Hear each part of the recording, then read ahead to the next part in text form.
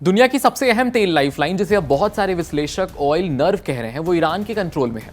क्योंकि हर जहाज को हॉर्मुज से गुजरने की इजाजत तो नहीं, पर कहीं ना कहीं ईरान के युद्ध के चलते सिक्योरिटी का खतरा नजर आ रहा है।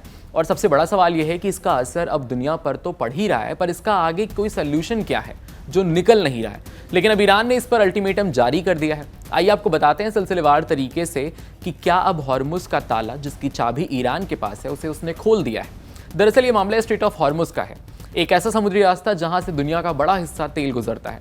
अब इस पर ईरान ने साफ कर दिया है कि यहां से सिर्फ गैर दुश्मन जहाज ही गुजर सकते हैं। जो देश ईरान के खिलाफ नहीं है, किसी सैन्य कार्रवाई में शामिल नहीं है और उसके दुश्मनों का साथ नहीं दे रहे हैं, उन्हीं के जहाज़ों को यहां से रास्ता मिलेगा। ईरान ने यह भी कहा कि सिर्फ गैर दुश्मन होना काफ़ी नहीं है और जहाज़ को पहले ईरानी अधिकारियों से अनुमति लेनी होगी, उनके नियमों का पालन करना होगा और पूरी तरीके से समन्वय स्थापित करना होगा, तभी उसे सुरक्षित रास्ता मिलेगा। आसान भाषा में समझे तो अब हॉर्मुज से गुजरना फ्री पास नहीं है, बल्कि कंट्रोल्ड एंट्री बन गया है। लेकिन सवाल उठता है, क्या ईरान ऐसा क्यों कर रहा है?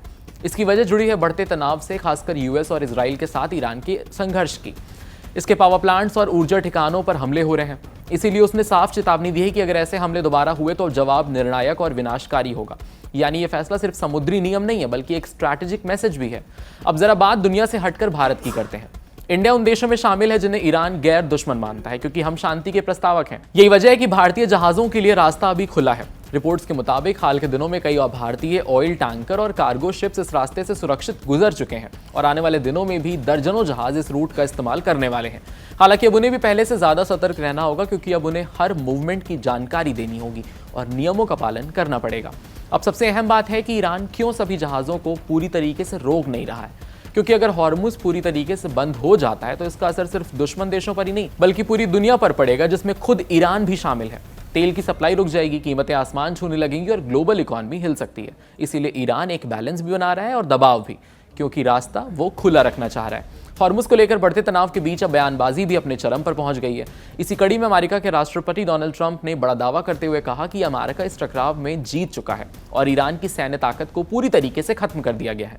सेक्रेटरी ऑफ होमलैंड सिक्योरिटी के शपथ ग्रहण समारोह के दौरान ट्रंप ने कहा कि हम बातचीत कर रहे हैं और वो डील करना चाहते हैं, क्योंकि अब उनके पास कुछ बचा ही नहीं है। उन्होंने आगे दावा किया कि ईरान की नौसेना, वायुसेना, संचार प्रणाली पूरी तरीके से तबाह हो चुकी है। उनके शब्दों में कहें तो जो कुछ भी उनके पास था वो सब खत्म हो गया है।